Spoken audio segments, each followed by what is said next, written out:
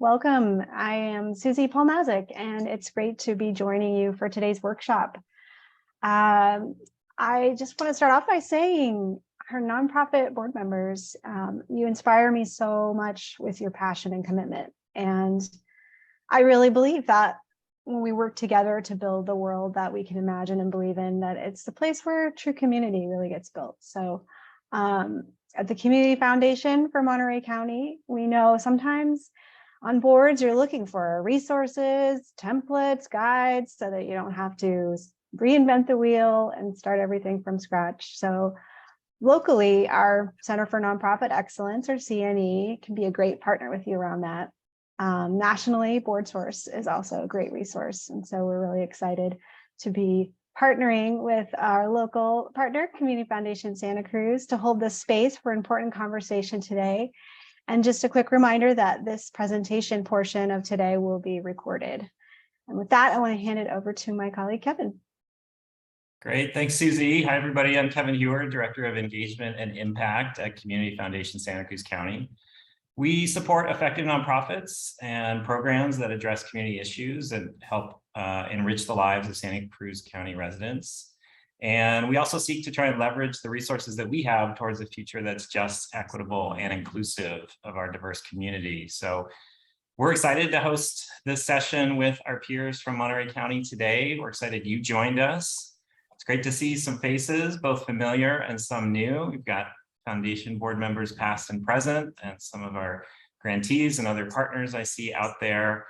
And a special welcome to anybody who joined us that is thinking of serving on a board, maybe for the first time, wanting to learn more about that. We think today will be helpful for you as well, and we're glad you're here. So before I introduce our presenter, a pop quiz for you. So what percentage of nonprofits report that their board members are actively involved in advocating for their mission? So you can put your answer in the chat. We've got a prize to give away for the person who's closest to this. So the question is, what percentage of nonprofits say their board is actively involved in advocating for their mission? So chew on that, throw a guess, what percentage in the chat. We'll come back to that. We're really glad to have Andy Davis here with us today. Andy works for BoardSource. BoardSource, their mission is to inspire and support nonprofit boards and executives to lead justly and with purpose. After more than 30 years providing leadership and learning to nonprofits and those that lead them, BoardSource has really distinguished themselves as not just a national, but really a global leader in this space. They are a nonprofit. They do have their own board. Can you imagine serving on that board? That's kind of a next level volunteer gig, I think, serving on the BoardSource board. But I know Central Coast nonprofits have benefited from BoardSource's. They have self-assessments for boards that you might have seen.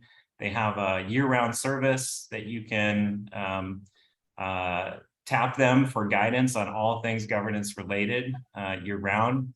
They also do research and produce a survey called Leading with Intent every 2 years.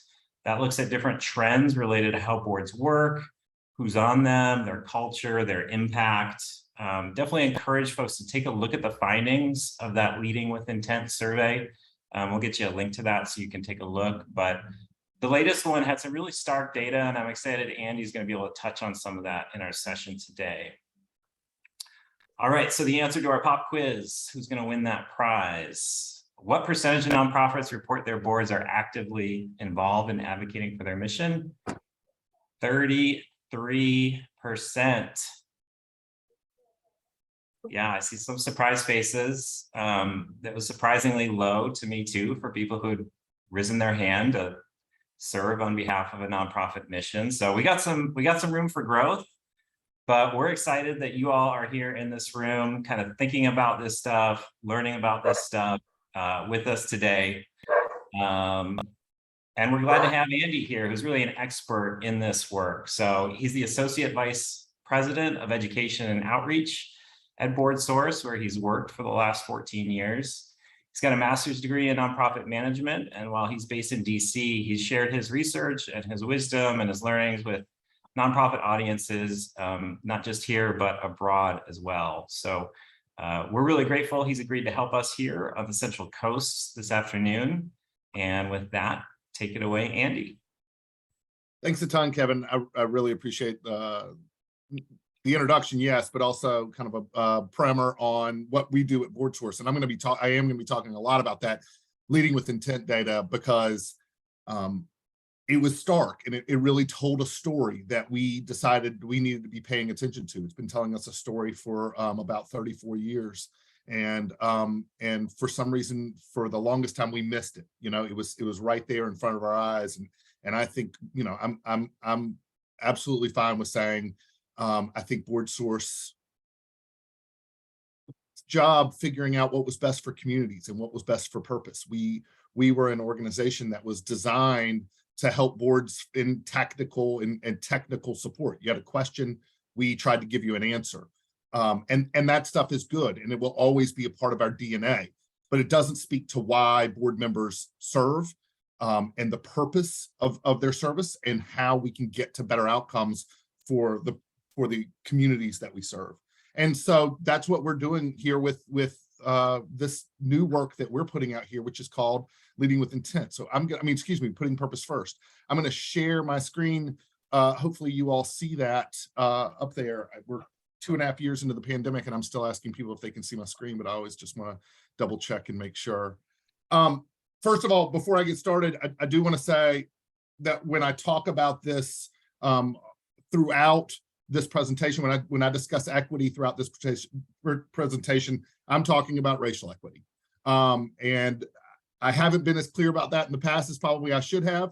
And somebody came up to me not long ago, and I had presented for a group of foundations in Georgia, and a woman came up to me and said, "I want to thank you because everybody else here at this conference has been talking about race equity, and you just said equity." And that really meant, that you were taking all parts of our society and not just focusing on race.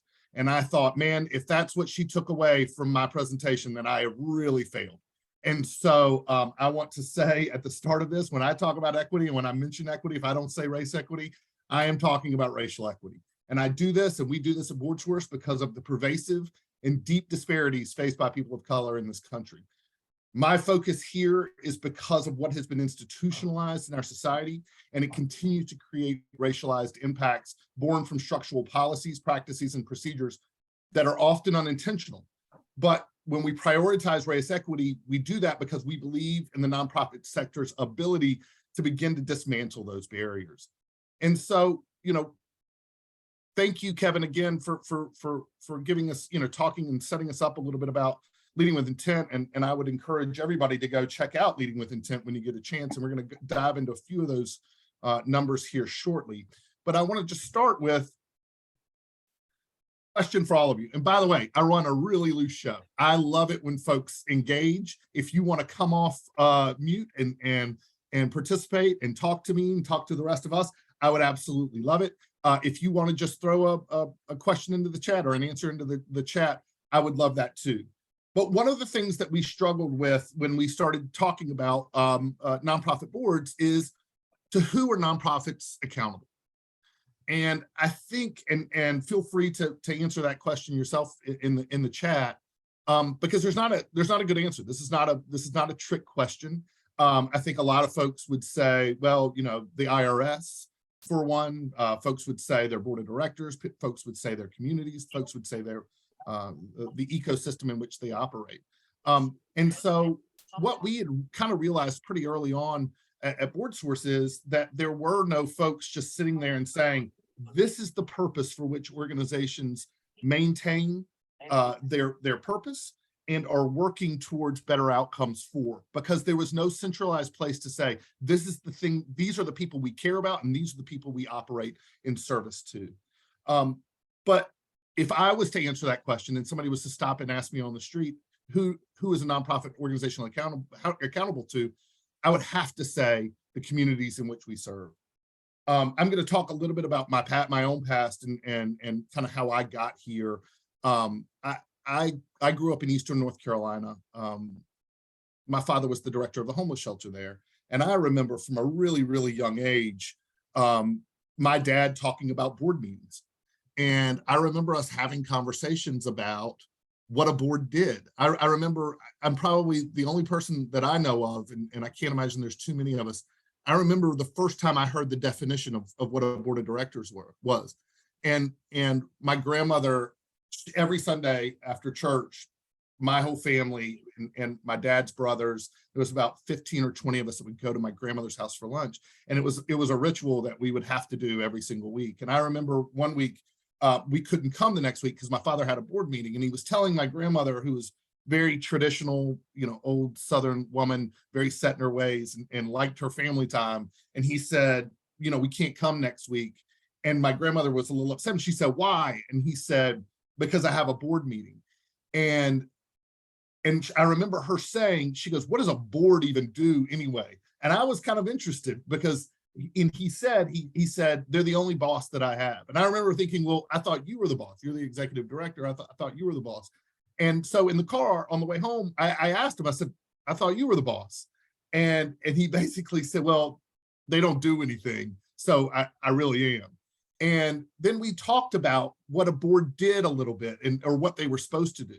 My father got, like a lot of nonprofit executive directors, got burnt out from that role after about 7 years. He left for 4 years and felt a calling that brought him back to that organization. And I'll talk a little bit more about in a little bit. But long story short, he left for 4 years, came back for another 7 years before he found himself burnt out again. And by that time, I was a little bit older. I was in grad school or finishing undergrad. And I remember asking him, like, what did burnout mean, actually, particularly for a nonprofit? Isn't this something you loved?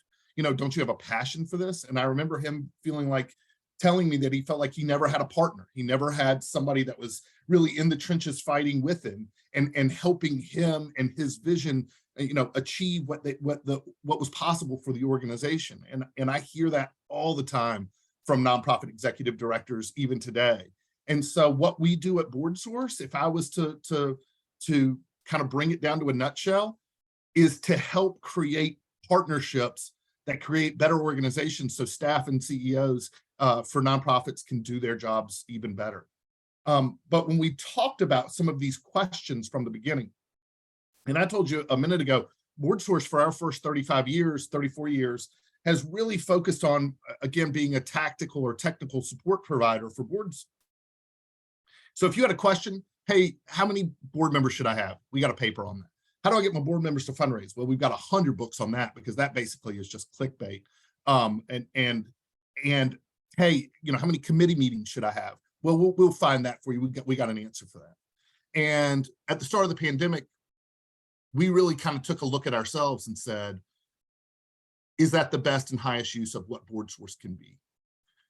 And again, all of that stuff is important. All of that stuff can be evergreen, but it never really helped organizations fulfill their purpose better, other than helping them streamline meetings or do things maybe a bit more efficiently.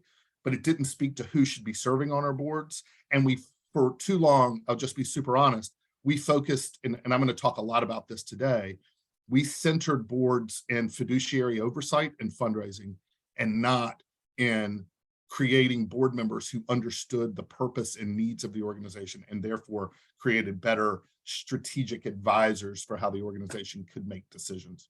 So there was a lot of questions that we've had in the nonprofit sector since the beginning, and you can see these on your screen. Where do boards serve, right? We were talking about executive directors and this tension that they have, that they need a partner, but CEOs and executive directors of nonprofits, it is a lonely job, right? Because you're kind of walking a tightrope, particularly in this world that we're operating in with now, that oftentimes staff are more well-versed in the problems the organization is trying to solve than the board is.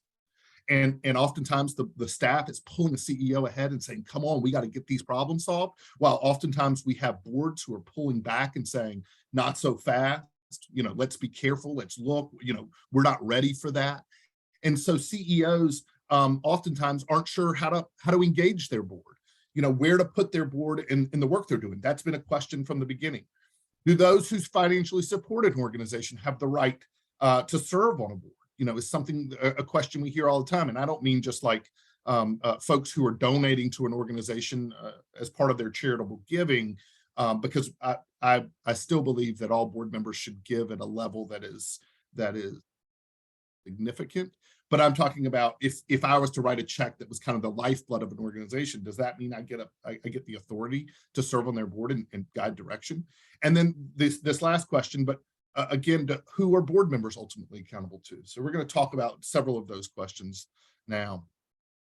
But I want to go back and talk about this leading with intent data that Kevin mentioned. And we've been doing this survey since 1993, and we survey nonprofit CEOs and board chairs. And we ask them, like Kevin said, a range of questions from soup to nuts about how your board operates, the culture of the board, board size, committee structures, but also things around, advocacy, like Kevin brought up. We talk about, how the board understands the work of the organization. So it's a really long and in-depth survey. And I was telling everybody on the call before we got started, we're going to be sending out our new survey soon. If you see it come across your email and you are on a board or you serve as an executive director, we would love for you to fill it out, because it's a really long survey and folks don't love to fill it out. And we've tried everything, including bribery, to get them to do it. And it's a slog. But last time in 2017, I think we ended up having about 1,500 folks fill it out from all over the country, from different nonprofit sizes. But one of the things that that we learned from our Leading with Intent was this first data point, which is boards are communities and the people that they serve, right? So half of boards, or 49% of all CEOs, said that they didn't have the right board members to establish trust in the communities that they serve. And only a third of board members said that they place a high priority on knowledge of the community that they serve. Okay, so when we're recruiting board members, what are we asking them about their understanding of boards and what they do and who they serve? The next data point that we found was interesting is that boards are ill-informed about the ecosystems in which they operate, right? So when we asked boards, what do you prioritize when you're recruiting board members, only 1 in 4 boards told us that they put a high prioritization on knowledge of the organization's work or field in their board recruitment.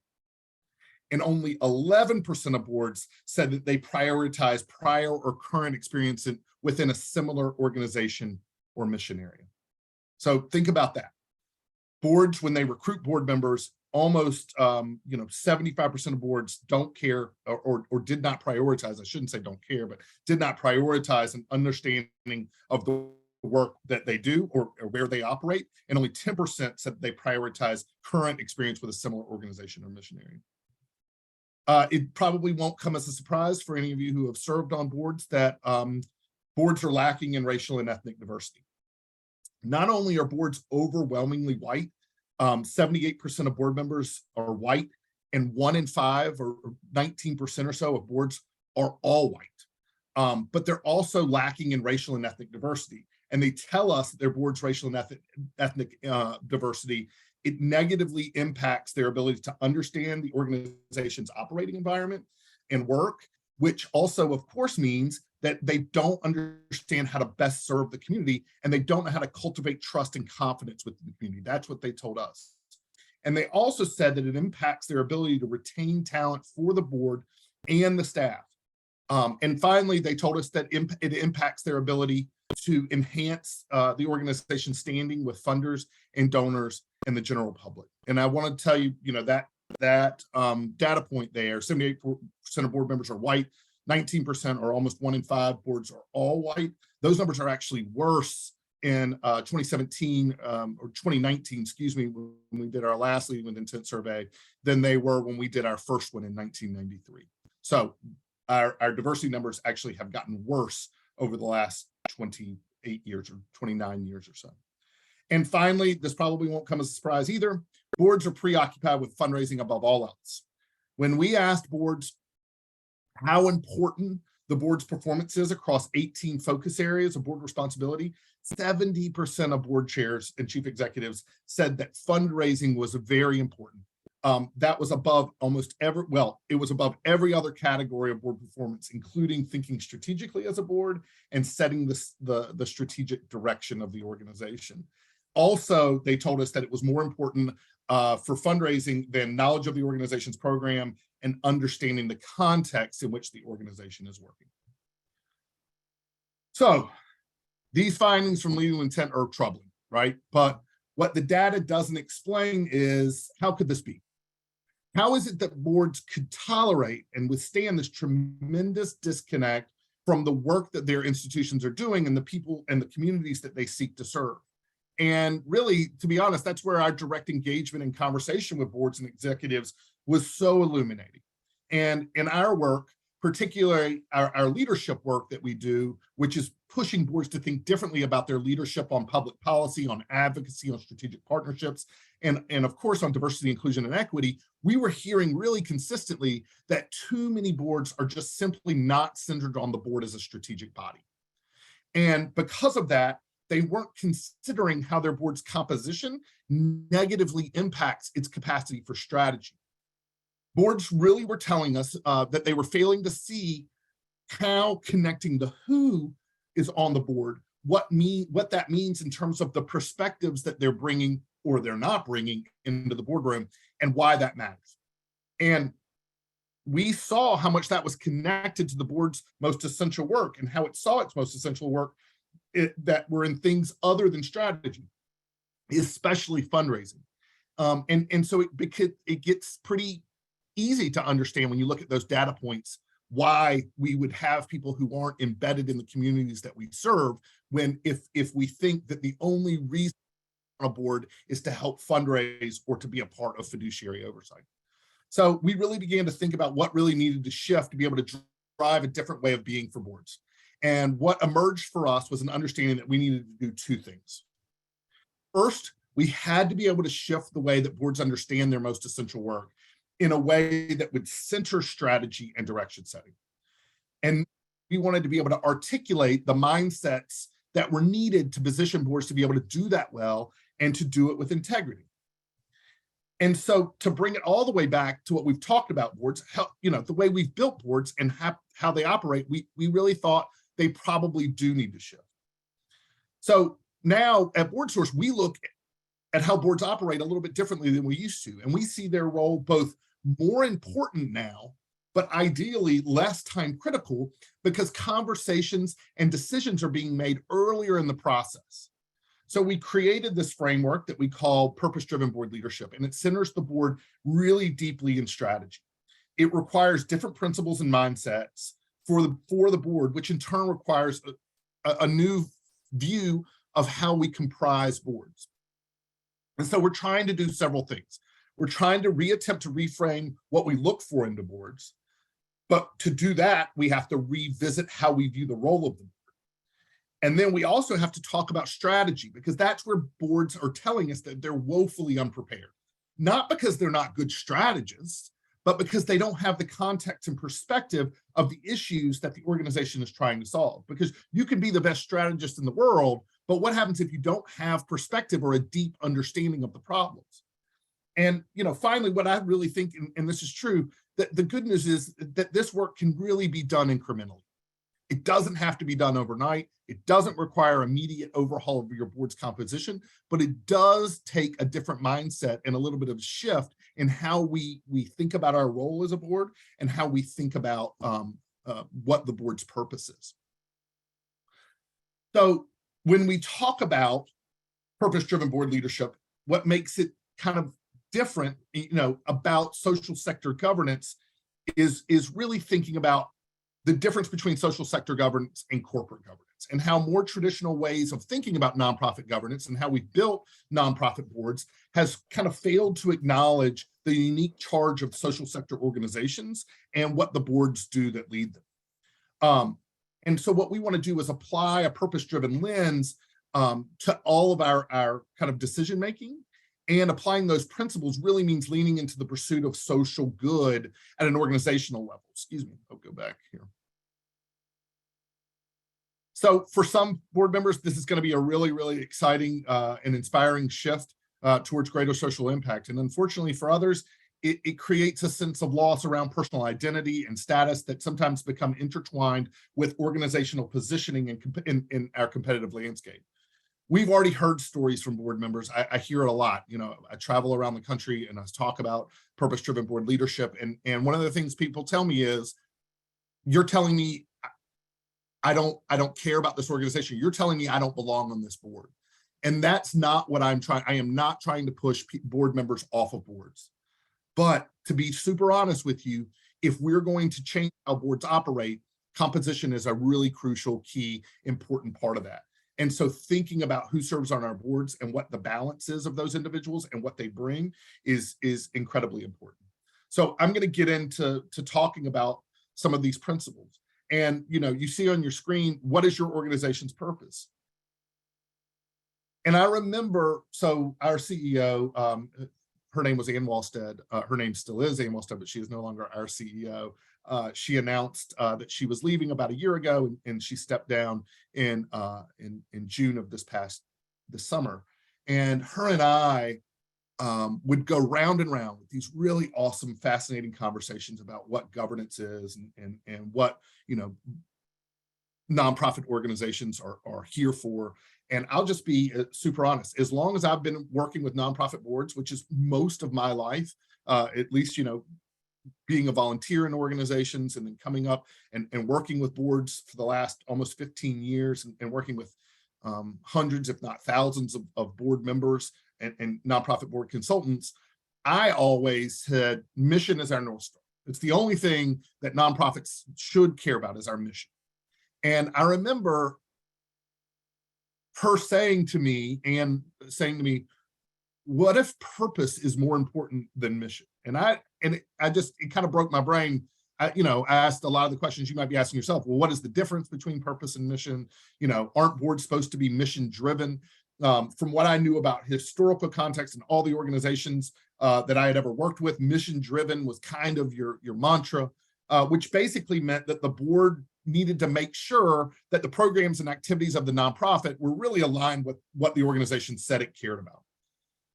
But when we talk about leadership, and that's correct, and I don't think anybody would say that that's wrong or you shouldn't be doing that. But when we talk about purpose-driven board leadership, what we are saying that instead of focusing solely on the organization's role in doing good, perhaps we can shift that frame just a little bit to focusing on the reason that the organization even exists. I know that probably, at least in my journey of thinking about purpose versus mission, if somebody had just told me the last, 35, 40 seconds of what I just told you, I'd be like, that still doesn't make sense to me. And it still didn't make sense to me after Ann and I had a ton of conversations. And it was during the pandemic. I was where I'm at now. Welcome to my bedroom. I was working upstairs. We're fortunate that my wife, I can be upstairs. She kind of has the downstairs.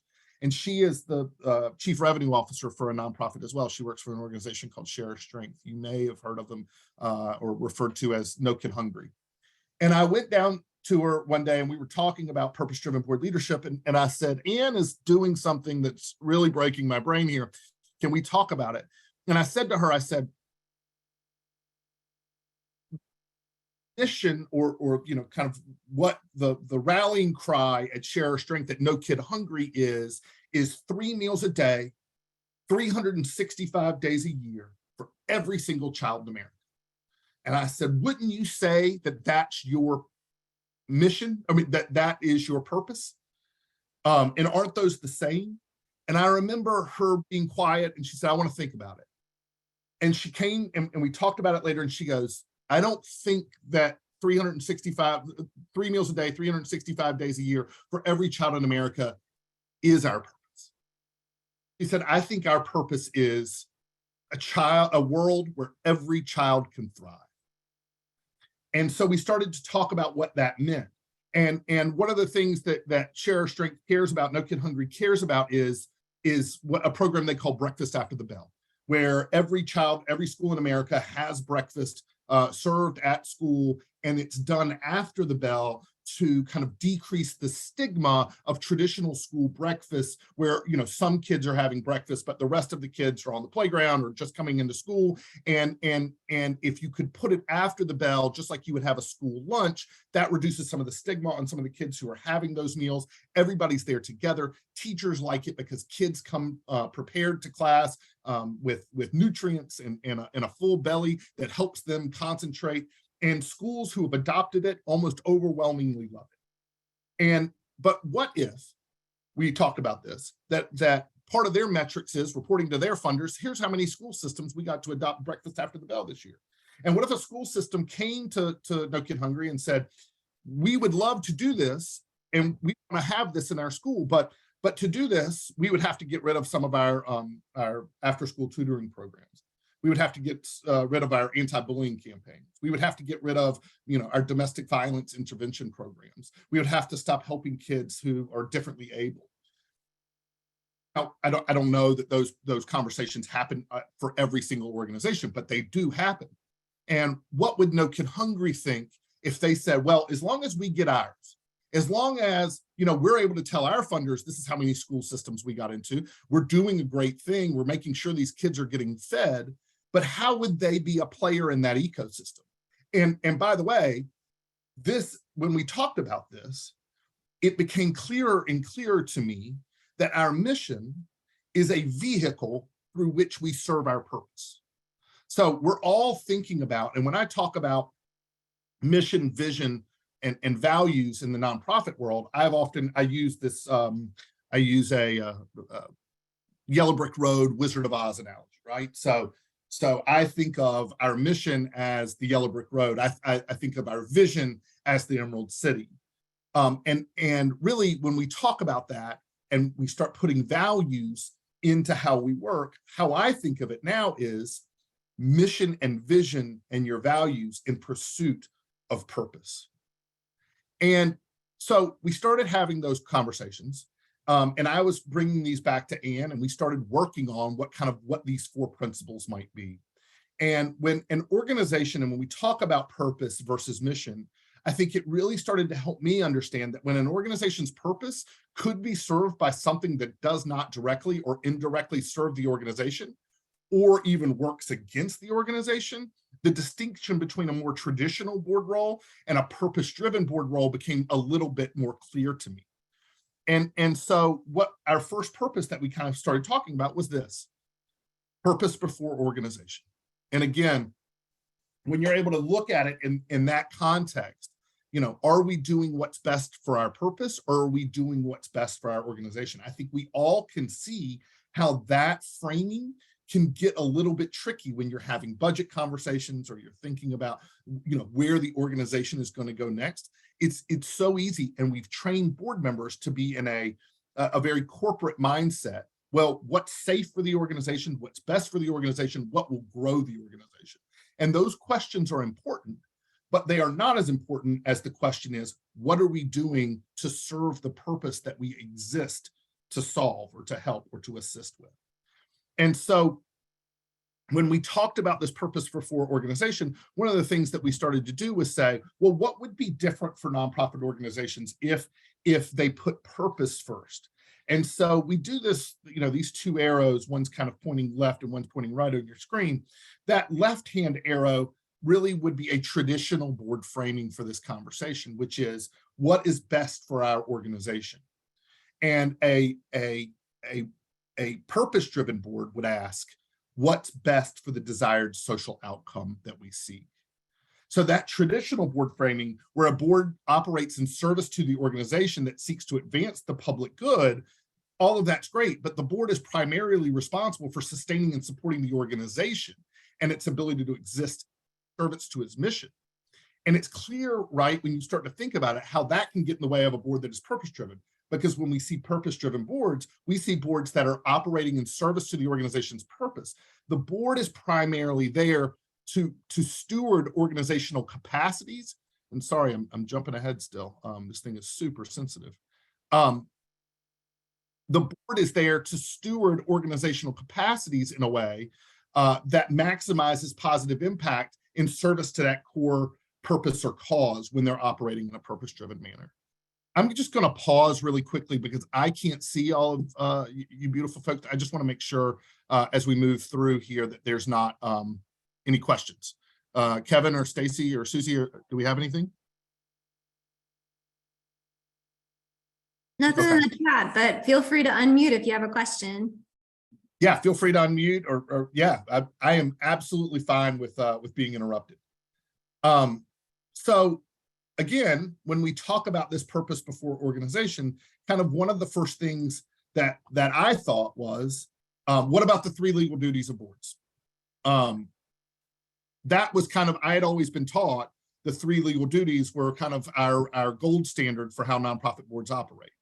And those 3 legal duties, you may know them, the duties of care, loyalty, and obedience. And I had always thought of those as our responsibilities as board member. When we think about your duties of care, loyalty, and obedience, those are to the organization, right? You are there as a fiduciary. You can't get out of that responsibility, and you shouldn't try to. So when we talk about duties of care, loyalty, and obedience, it has to be into an organization. But the more we thought about it, and we did a lot of talking with legal scholars and IRS experts and folks that helped work on the 990, and we started having these conversations, and more it became clear that legally, when we talk about legal duties, that loyalty to an institution does not trump loyalty to those that the organization serves. And when we talk about that in the communities that we operate for and where our loyalty is, it gets really tricky because you can't put an entity above that, because you and I both know that what's best for our communities might not always be what's best for the organization. And it helped me to think through those legal obligations in the thoughts of like a merger or releasing organizational assets to another organization. You are assisting in this mission. You are still doing what your organization says you care about, even if you were shrinking or not growing the organization. So again, it's about getting the organization out of the way of doing the most good. And that organization first interpretation, really, it unnecessarily focuses board members on the loyalty to the organization as a corporate entity, instead of focusing their loyalty on the organization's purpose and reason for being, and fidelity to the reason that the organization exists, and by extension, the communities that we serve and the work that we impact. So what's always best for purpose and community is not always synonymous with what's best for the organization. I've spent a lot of time here, but hopefully if you have any questions, feel free to ask, and I probably won't know the answer, but we can certainly start working through them. So when we talked about kind of, again, that before frame and that traditional board framing that we had on the last slide, what's best for the organization and what's best for the desired social outcome we seek. We talked about this in the article that we published in Stanford Social Innovation Review, but we had worked with an organization and around helping educate their community around vaccines. This was pre-COVID, so these were more of our traditional vaccination programs, not COVID vaccines. But one of the things that this organization that we had worked with had told us basically that after they had rolled out this enormous campaign that they had spent a ton of organizational energy on, they told us that focus groups had told them that the organization's name and logo with this vaccination program really had confused the public, and it was distracting from the campaign's key messages. And when we had that conversation with the board, obviously they were concerned that the staff would be disappointed, that they had sunk a ton of organizational costs, changing the ads, changing the outreach work would have an additional cost. It would remove positive organizational branding elements. But if a staff was to bring that question to the board, a purpose-driven board would ensure that this would be a conversation not just about budget, but what would be best enable the organization to advance its core purpose. And a purpose-driven board wouldn't allow the organizational benefits of brand recognition, right, to get in the way of what is doing best for the purpose of the organization. So again, we're going to move on. I know we've spent a lot of time on purpose first, but I think it sometimes can be one of the most confusing of these four, is that where a traditional organization would have said what's best for the organization, a purpose-driven organization would say what's best for the desired social outcome that we see. Next is this respect for ecosystem. So now we've discussed kind of who the board operates in service to, who is responsible to. Now we have to discuss how the organization operates within its own ecosystem, because that matters, right? If we're going to be focused on purpose and the communities we represent and operate in service to, then we've got to understand that we can't operate in good faith unless board members understand and respect the ecosystem that it operates within and it's a member of. We know from our research that not many boards, and we talked about this data with the leading intent, that not many boards are focused on who else operates in our environment. And I argue that that's a product of organizational first thinking as well. We're not worried about what everybody else is doing. We have to worry about ours. And when we look for board members, we really tend to look for technical expertise that's related to the programs we provide that the organizational needs, right? So we're not looking for in-depth knowledge about where we work or how we operate. We're often copying or mimicking staff roles or what we think could be good roles for board members. So I'm sure if you serve on a board, we all know kind of what that ideal board member is. We all want, you know, a legal expert, we want the accounting expert, we want the marketing expert, but we don't, and those folks have those technical skills and expertise, but that doesn't mean they have understanding or perspective or context for what problems the organization is trying to solve. And the thing about board members is that they want to do a really good job. I love board members because they're volunteering, they're there to do the work that the organization has asked them to. But what we've signaled to board members often in their orientation is, hey, come do your day job. And so they want to do a great job, they crave it. But when we signal to them that we want them to do their day job, basically, or that's the skills that they've been recruited for, then what else are they supposed to think that they're supposed to do when they join the board? And when board members try to do their day job on the board without kind of in the right context and perspective, it can create a ton of problems because board members start bringing that lens to all of their discussions that the board have, and they lack awareness about the operating environment that we are saturated in. So what do we do as boards when that happens? Well, we work to address that lack of insight by giving board members increased exposure to program staff and facilities and taking them on a tour of a program site.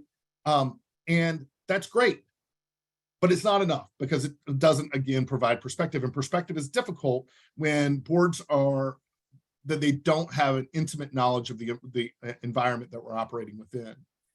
And just like nature, when one part or piece of our ecosystem breaks down, it has rippling effects for the rest of the environment. And, I think about start of the pandemic, I started watching Planet Earth. I know everybody else probably watched it 10 years ago, but I watched it later, thinking about that and thinking about all the things that I've learned about bees over the last few years and how delicate the balance of nature is, even for apex predators are. It's helpful for board members to understand we are not operating in a vacuum, and the decisions we make and the power that we hoard that we don't share has effects on other players within our environment. And so in our goal to achieve purpose, not just grow our organization, we're understanding how we are part and parcel of the environment that we're operating within. I just have a quick question, Andy. Absolutely. Do you, by environment, do you mean just the nonprofit organizations as wholes, or do you mean specific, like if you're in education, all of the nonprofit education around you? I mean, I think that's, first of all, a great question, Miguel's iPad. But I also think that it's the whole thing, but we start with the folks that are closest to us, right? Because that's, when you think about that rippling effect, if I was to drop a stone in a pond and watch those concentric circles work out, as a board member, as an organization, that's where I would start as well. Who is closest to us, who's doing work that feels like what we are doing, but also paying attention to what's happening as those circles move outward. And I think one of the great things that we've learned over the last few years from the pandemic is there's a lot of organizations that have cross-pollination that didn't realize it, right? So like I was saying earlier, about the school system example, if you're operating within a school, there are a ton of different issues and problems that are happening. And when we take up some power, it's not just the school meals that might be impacted, it's all of these other programs. So we try to keep our head on a swivel there a little bit. when I was in college, this hurricane hit North Carolina, and it was devastating for our community. Hurricane Floyd. It destroyed about, I don't know, over a third of the homes in our town, and it was a mess. And my father, as the executive director of the homeless shelter, had kind of been put in charge of a pool of money, a big pile of money that had kind of really flowed into our town to help release, or help ease the impacts of this hurricane. The generosity of individuals and corporations from all over the country. There was a ton of money, and there was a meeting where a bunch of different nonprofit leaders in the community were coming together to decide how would we spend this money. And I remember my father told me the story about walking in to a meeting. It started at 9. He thought it started at 9:30, whatever it was, but he was coming in like 30 minutes late. And when he walked in, literally they were having, these two nuns from the Catholic Church were having this conversation about, Dan's not here. Let's just take his money and we'll split it up amongst the rest of us. And, when I tell that story, a lot of times people kind of, either chuckle or they get a little offended that, that's what these folks were doing in this room. But we've been forced in the nonprofit sector into playing these Hunger Games for decades, if not centuries, that we have to get ours, and we have this organization first mindset. So I don't blame these two nuns. But when you take a step back and you understand that these two nuns, that their main charity was workforce development, or getting folks job placement programs, and my father's organization was providing housing for individuals, mostly men, you can see how these two organizations should have had a lot of synergies and cooperation. And when we think of ourselves as the only player and we start taking away from others, are we serving the purpose, or are we just growing our own organization? So back to that organization first thinking. And again, when we talk about, those board members, again, they're coming most of the time from a corporate context where they are thinking in that same way as well. And so, when we talk about kind of that previous ecosystem, or our previous thinking as a board, a traditional board framing would have asked the question in a board meeting, how would this impact our organization? And what we are asking boards now to say, or in a purpose-driven frame, would ask, how would this impact all of the players and dynamics within our ecosystem? Will it help us as an ecosystem do the most good? And so, we talk about this in the SSIR piece as well. An example is an organization that we had also worked with that was looking for a new location for all of its physical programs. In considering possible locations, they would identify, or they did identify, an ideal site kind of based on all of the things that they needed, right? All of the criteria that they had created as a board for where their new site would be. But what would happen what happened in this case was that this organization was going to be in very close proximity, their new location, to a smaller organization. And as the larger and better resourced of the two organizations, locating there really might make it, or would have made it, a huge challenge for the organization to hold on to program participants and funders. And so a purpose-driven board would have asked, what disruption are we going to cause for this other organization? Is this location going to create the best outcome for our overall ecosystem and the purpose that we're trying to serve, not just for our organization? And that kind of conversation requires boards to have knowledge and perspective of the organization's role as part of a collection of organizations working to address societal challenges and impacts, and really consider, the impact of what the actions of that board or organization would be on the ecosystem as part of the decision-making process.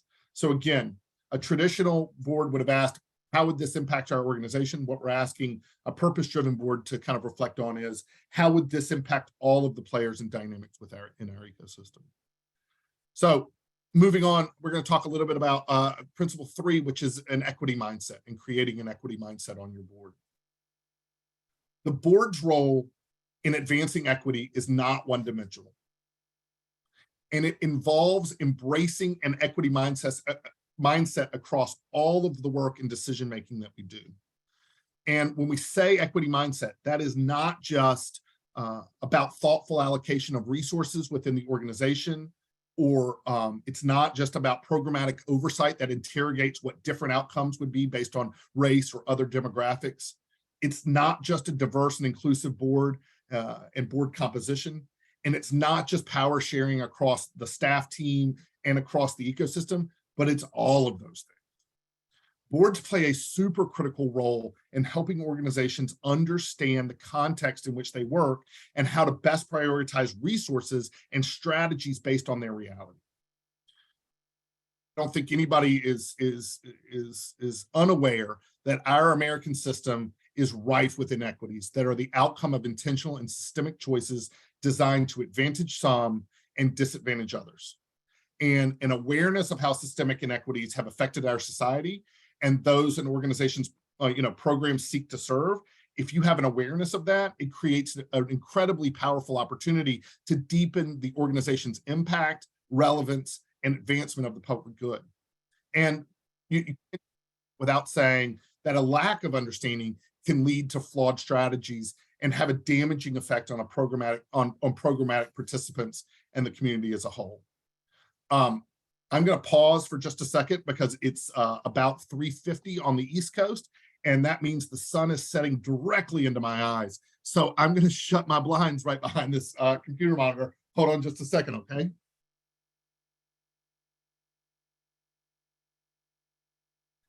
All right, better. Hopefully you can see me better. So when we try to create an equity mindset, we build an awareness of systemic inequities for the board. And we commit the organization to advancing equity in all that it does. That means interrogating the ways that the organization could have fallen short in the past and how we use the advancement of equitable outcomes as a screen for all of our organizational decisions and our decision-making process as well. And so when we talk about that, when we talk about creating an equity mindset, we really talk about a commitment to advancing equitable outcomes again, and avoiding the ways in which an organization's strategies could reinforce those systemic inequities. Again, I'm going to use the same example we used in our SSIR article, and if you haven't read it, I would encourage you to if you're interested anyway in what we're talking about. But we took an organization with a really large and well-funded job development program. And when we looked at we started disaggregating their programmatic evaluations just by race, we learned for this organization that their programs were highly effective with white participants, but largely ineffective with their BIPOC participants. And when that data was shared with a purpose-driven board, or if it was shared with a purpose-driven board would be able to sit back and ask really deep reflective questions about that program's future.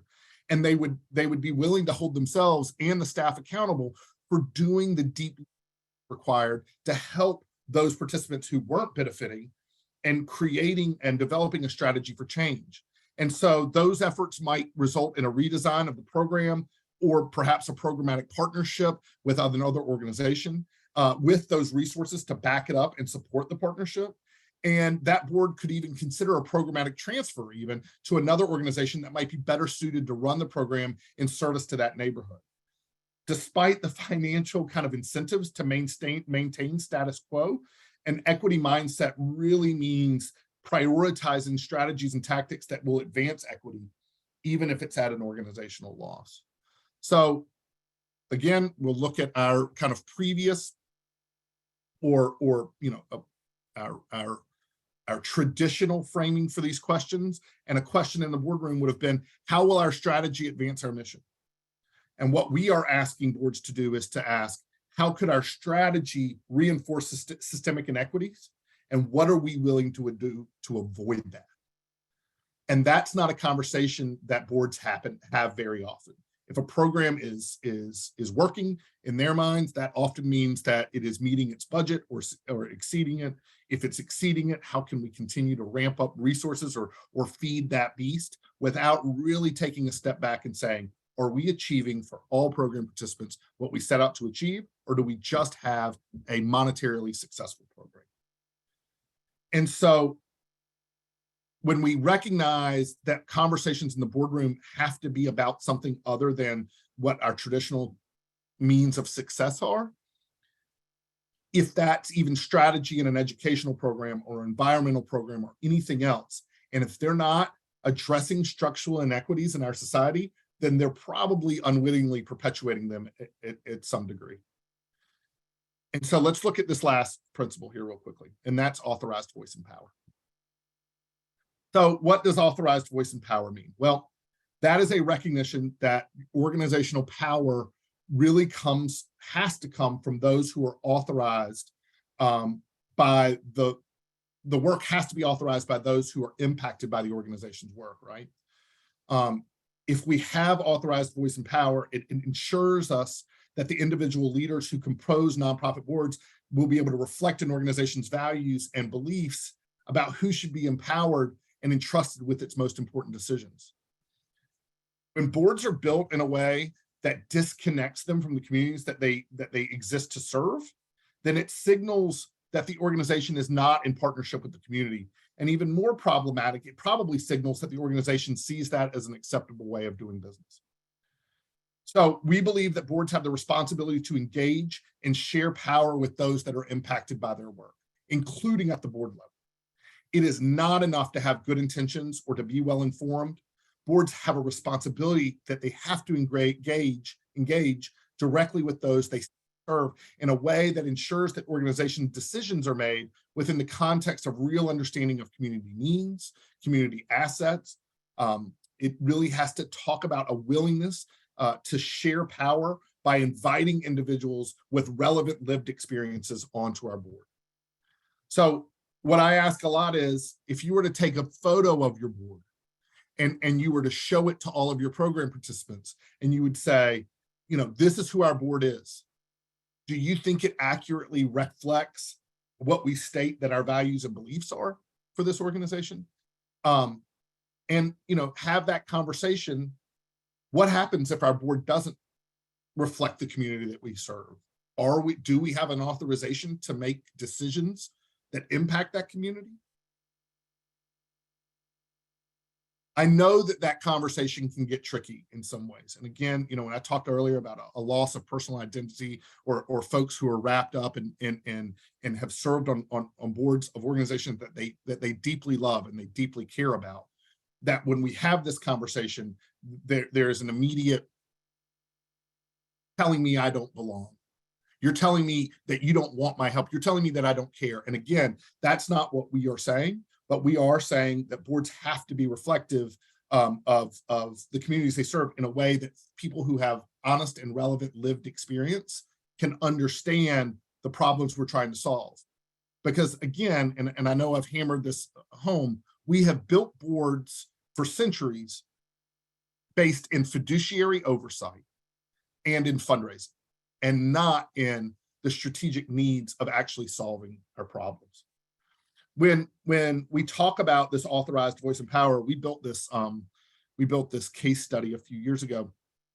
We have a CEO retreat that we do every year. It's in Hilton Head in November. If you'd like to come, we'd love to have you there. But we did this case study where we split the room in half, and we gave one side of the room a sheet that said, here are all your board members for the organization that you serve. And this organization was another job development program, but it was in a hyper gentrifying area of a major city. We actually took a neighborhood here in Washington, D.C. when we created the scenario or the case.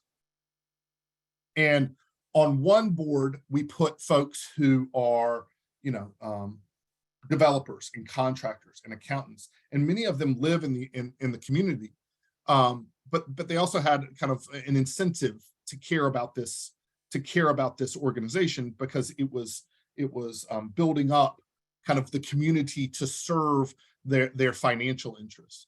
And then the other board that we passed out were teachers, daycare center workers, nurses, folks who had been embedded in the community for decades, if not through kind of, you know, generational connections to the community.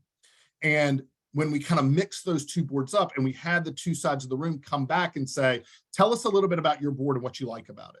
And the other side of the board said, tell us, that same question. What do you like about your board? And they didn't know that they had opposite or different board structures. It became really clear really fast that all of the folks who said, this is how I would have built my board with really high, powerful people, when we started asking them to solve problems, they didn't have nearly the firepower that the board the board who had been steeped in the community had. And probably the question that's going through your head right now is, well, what about those folks and their ability to bring in resources or their ability to bring in money into the organization? And so this is also important.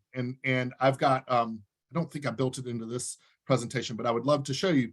We have built boards saying, we want all of this for all of our board members, ability to attract resources, to create high-powered connections within the community, and at the expense of true lived experience and understanding steeped in the community. And so what we're saying is neither one of those boards could be exactly right, but we have to think about the complexity and how we compose boards to get the right level of all of the skills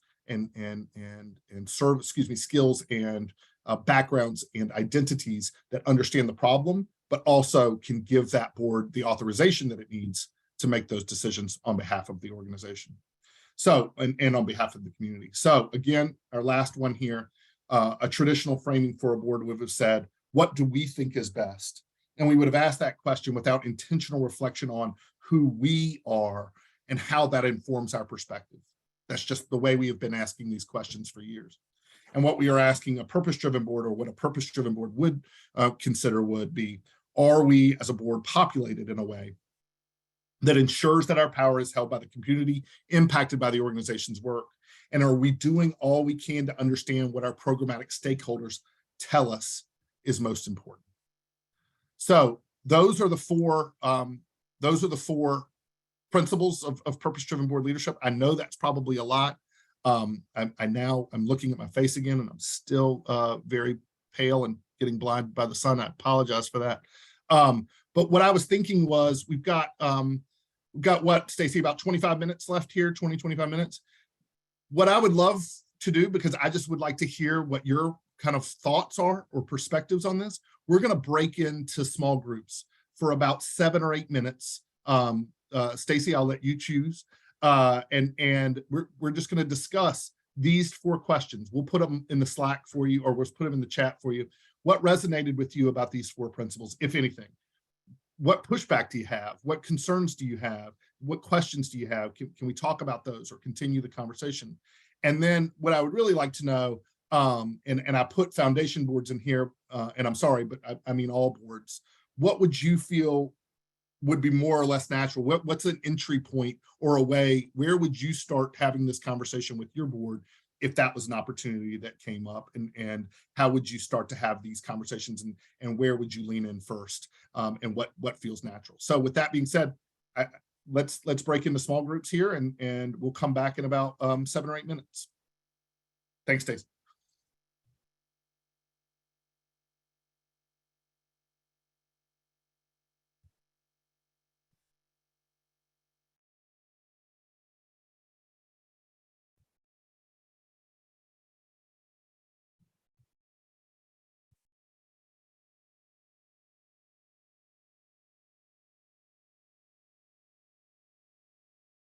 Hey folks, you should be getting an invitation to join a breakout room. And if you're having trouble, holler at me.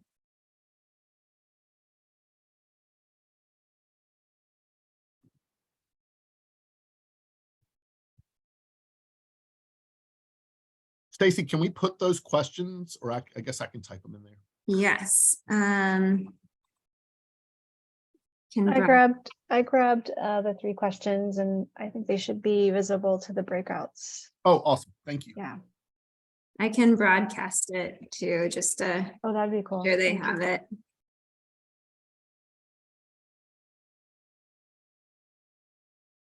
I may pop into one of the rooms if that's okay. And then Absolutely. Susie, Yeah. you'd be welcome to do that too. Okay. I think you have the power to join whatever room you'd like. Okay, thank you, Stacey. Yeah.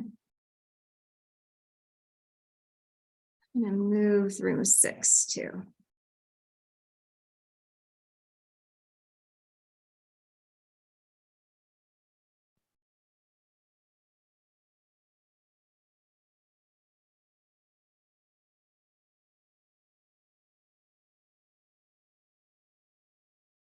gonna stop sharing, unless you are broadcasting that. Well, hang on.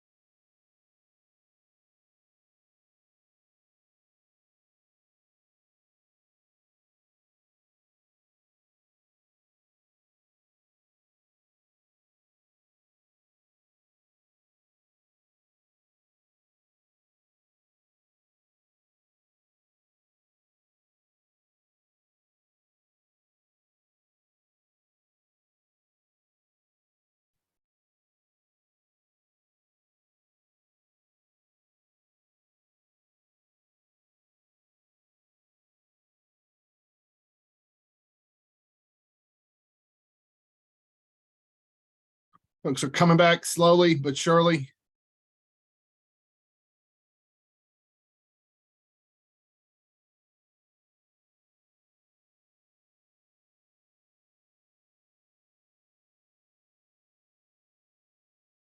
Welcome back. Hopefully you guys had fun, your breakouts.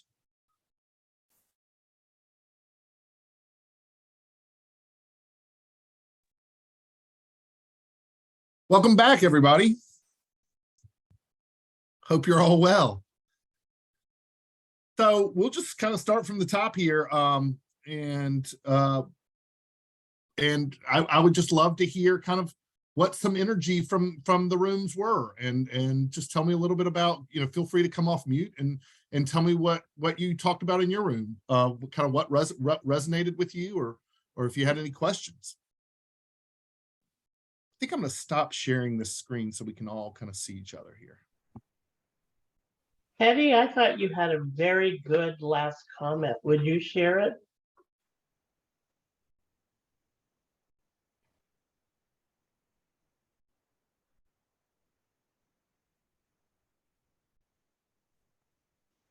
Where I heard the request for whoever had the very last comment in that group. Who was that? Her first name is Hetty. Hetty, can you respond to the bigger group? Yeah, sorry, yes. I got kicked out of the meeting, so I just got back in. Yes, I was just wondering on that very last piece of your slide regarding supporting your community needs, finding out how to learn more about the community needs besides what your organization normally does, getting a deeper dive into community needs, and how would you go about that? Surveys, or I don't know. That's something to really think about. So I've got some thoughts here, but I'm betting that somebody else on this call has probably had experience working with organizations around their community and is at least idea sharing. Does anybody want to share kind of how they've worked in this area, or kind of how they've learned more about the needs across their community?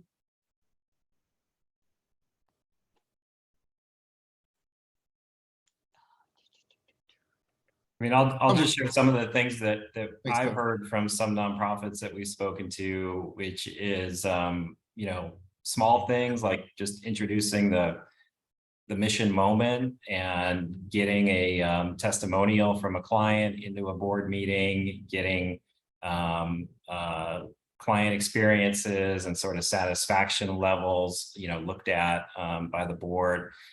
Doing field visits, site visits, kind of getting out of the boardroom and seeing the community or programming in action. Yeah, those are a few of the things that folks have shared with me. But chime in if there's others. One of the most powerful things that we have done at CASA, which is an organization that supports kids in foster care, is we came up with a truncated 90-minute version of the 35-hour training program that we run our volunteers through, and asked the board to take it. And I think it kind of put them really into a deep understanding of what we're trying to train our volunteers to understand about the families with whom they'll be working. And some of the board members found it really quite an emotional experience, but as sort of as an experience that they had together, it had a couple of advantages. Among them was simply the board got to know each other in a more intimate way, really fairly quickly. And we probably wouldn't have done it had it not been for Zoom and the pandemic, but it was one of those sort of surprisingly good things that came out of all of that. Yeah, I'm going to piggyback on that for just a second. I wrote this book, and I'm not a writer. It's not very good. Don't download it. Called Virtual Meetings Untangled. I mean that when I tell you it's not good. And I didn't realize how bad it actually was until we got into a situation where we were having to do virtual meetings. This originally it was a nudge towards getting boards to be to not be afraid to have virtual meetings, because pre-pandemic, and I still believe that virtual meetings are a way to heighten equity on a board. Folks who might not be able to get there for whatever the reason, childcare issues or transportation, or a lot of national boards, and we wanted more boards to have virtual meetings on occasion.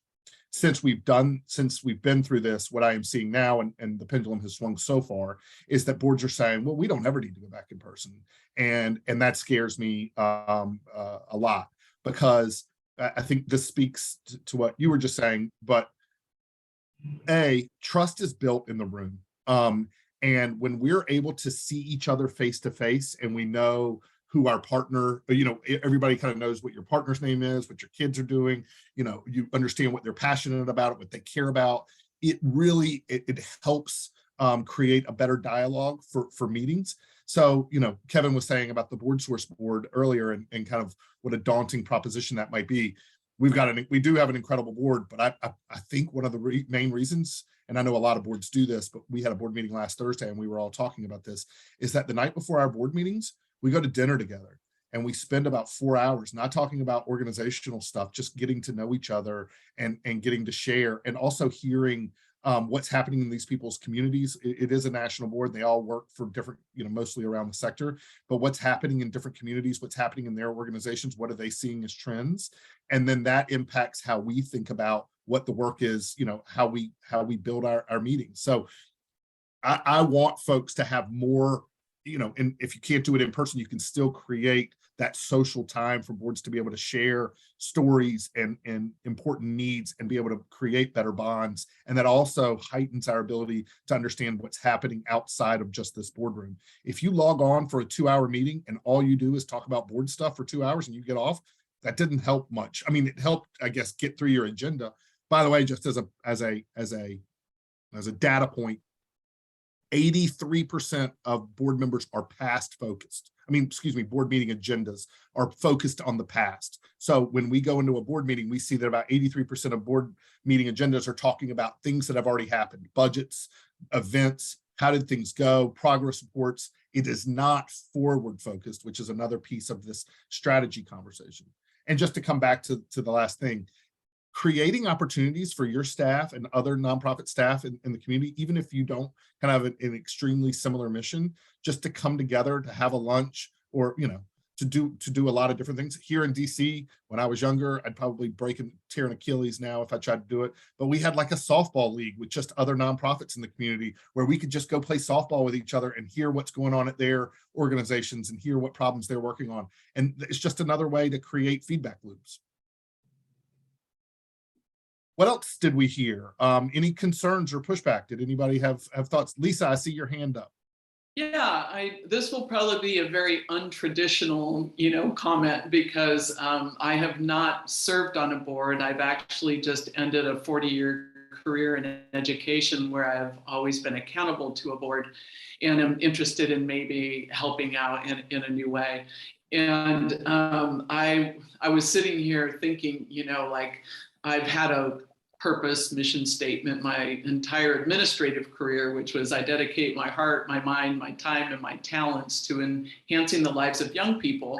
And then just by divine intervention, I was put in a breakout group with a student who is now obviously an amazing person leading the Museum of Natural History, Felicia, who was an 8th grader, and I was her middle school principal. Oh, so wow. I just wanted to just throw that out, that, sometimes, and I'm sorry to embarrass you over there, if need be, I will not post your middle school picture or anything like that. But by the same token, I think, I just been listening to you, Andy, and thinking about purpose, and it's just like, wow, how amazing is that I just jumped on this just to learn more about board positions, and I get to see her. And that's what it's all about. And it motivates me to want to, do exactly why I jumped on this call. So I'm that's all I wanted to say, because for those of you that have been doing this for a long time, what the work you do matters, and where our connections are matter. And I just wanted to throw that out there. So thank you for letting me. And you go, girl. Thank you so much, Lisa. And Felicia, thank you for being in middle school at one point, or we wouldn't have had the great story. And she's a great student, by the way. Awesome. That's awesome, Felicia. Thank you. Other questions or thoughts or pushback? I have. Deborah, I see you down there. Yeah. Thank you. I'm the president of a Mid-County Senior Center, which serves the senior community. And I have a unique situation that I kind of came into it by accident. I was the first vice and the president left, and all of a sudden here I was, and I did not know about the organization of the organization of our center. And listening today is giving me so many ideas. I almost am overwhelmed with where to start, but I can see the value of moving to a purpose-driven board, because we are a very traditional, very entrenched. We've always done it this way, and many of the same people are on the board and not carrying their weight because they've done so much before. So I thank you for this presentation. I look forward to a copy that you're going to send us. I will share it with my board, and I look forward to some positive changes we can make after this. So thank you. Thank you. Kevin, I see that you've got your hand up, and I see that you asked a couple questions in the chat that I was about to get to, but yeah, you have the floor.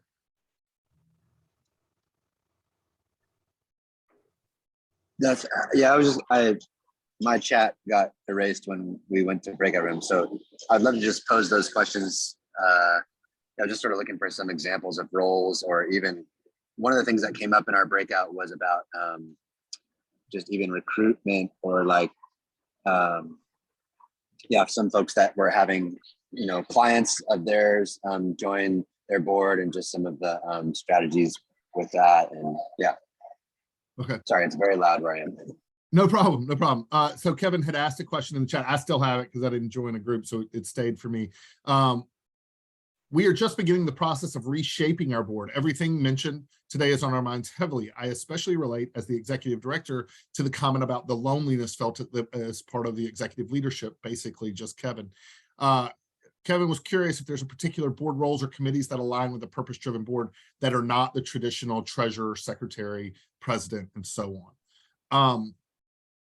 So the answer is yes, but I don't have, I could tell you things. There's no uniformity, right? There's no like, here are the new board roles that we're creating. What I like to do, so first of all, this is a really good question. What I like to do, first of all, I propose what's called a zero-based committee structure, which is every single year at like an annual board retreat, we review the committee structures and the committees that we have on the organization and say, are those committees the committees we need this coming year? Because I think it was Deborah just said this, organizations are so steeped into history and habits, the way we've always done them. Board chairs come in and they don't want to, like, it worked last for my predecessor. I'm not going to screw it up. We're going to keep it the way we have. So I encourage a zero-based committee structure where we start the year off by going, what committees do we need? What do we want to accomplish in 2023? And what committees will we need to do that with? And not all committees need to be standing. We can have task forces that are time limited. This is the project we're trying to create. How can we create it? And then when that project's done, the committee disappears, or the task force, those sorts of things. And I think for most organizations, there's very few standing committees that you need. Most organizations would say, we want a finance committee to make sure that our finance, to have that level of oversight, a development or fundraising committee, that sort of thing. But having that conversation with your board around what do we want to create in 2023, and then building a system around it, form should follow function, right? Not the other way around. And we've pigeonholed ourselves a lot into, well, it's the way we've always done it, and that stifles creativity. So what I would like to see is just like kind of tear that down, and then during your board conversation saying, what do we want to create this year? And one of the ways I would do that, Kevin, I'm going to share my screen again really quickly, if that's showing. I love these questions, and I was going to walk through these, but we don't have enough time. So these questions right here, start having that, you remember we talked through all of these about what the traditional framing of a board conversation could be and what a future framing of the conversation could be. And Stacy and Susie and Kevin have these slides and they can share those with you. But start to say, if our board was to have frame these questions on the right, not on the left any longer, what would that mean for how we build board meeting agendas? And what would that mean for board member roles for us? And then that gives you a way to have a really deeper conversation around how you can get creative about the problems that you're trying to solve. But I do think I've seen organizations with kind of a community, liaison community, a committee that is focused on what else is happening in our ecosystem. I've seen organizations build committees that are basically built only to investigate the impacts of, disaggregating program impacts by the communities they serve, by race, by other demographics. So those are just a few examples, but I'm happy to talk about it further. And by the way, all of you, and I would just ask Stacy and Kevin and Susie, whoever's sending that stuff out, feel free to shoot my email address as well, and feel free to email me if you have specific questions about anything that we talked about today. Thank you so much, Andy. I think that might be an opportunity to segue here to our closing, but I first off just want to really acknowledge and appreciate, both from the framework level all the way down to these prompt questions and ideas for agenda setting and reconnecting, so valuable and practical. We really appreciate you being with us today and sharing this perspective and information. And I'm going to hand it over to Kevin to close us out today. Great. Thanks, Susie, and thanks, Andy, and everybody for being here today. We'd love to give away some more resources to you. So BoardSource puts out all sorts of great ebooks on different topics, board chairship, nominating and the board cycle, all sorts of board fundamentals and how to create exceptional boards. So we'll send you a quick 2-minute survey, fill that out, and we'll pick some winners to distribute some of those resources too. Definitely encourage you to go back to BoardSource and see what else they have there that your organization or you might take advantage of. And keep an eye out for that Leading with Intent survey that'll start to get around this fall, and consider taking that and kind of contributing to the data and the learning. So thanks, everybody. Be good to yourself, be good to each other, and we'll look forward to seeing you in another context another time. Have a great rest of your day. Thanks, Kevin. Bye, everybody.